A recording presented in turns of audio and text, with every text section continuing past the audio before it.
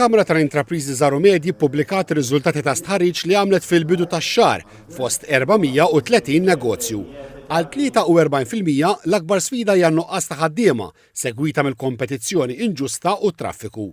L-aktar kwistjonijiet nazzjonali li jridu l-Gvern jindirizza huma nuqqas ta' governanza tajba, il-popolazzjoni eċċessiva u l-korruzzjoni.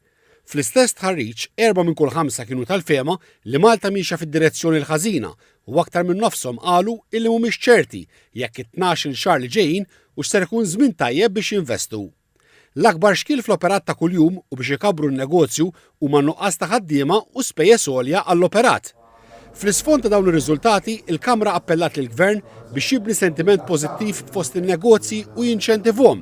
Il-President tal-Kamra, Paula Bera, qal li mezz ewlieni li jgħin jintlaħaq dan lan u jiġġieled il-kompetizzjoni inġusta minn negozji barranin li jħallsu taxxa bil-5% huwa t-twettiq ta' wiegħda elettorali li jagħmel il-Gvern u li qal l-Oppożizzjoni taqbel magħha wkoll.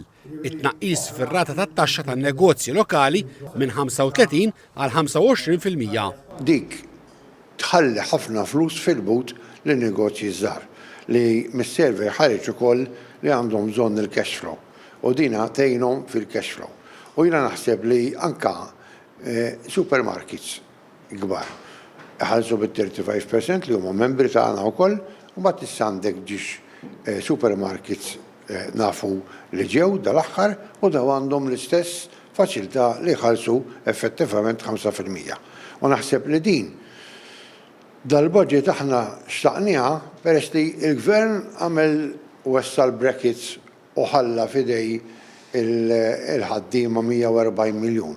U allura kien ikun opportun li ma dawn 140 miljun tidħol dil-miżura wkoll.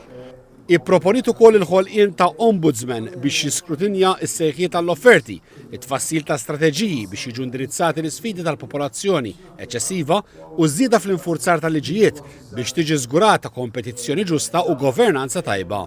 Il-Kamra tan-Negozji Żaru Medji sejħet ukoll biex tiżdied l-għajnuna lin-negozji u għajnuna għal aktar investiment fit-taħriġ u fil-ħiliet tal-impjegati.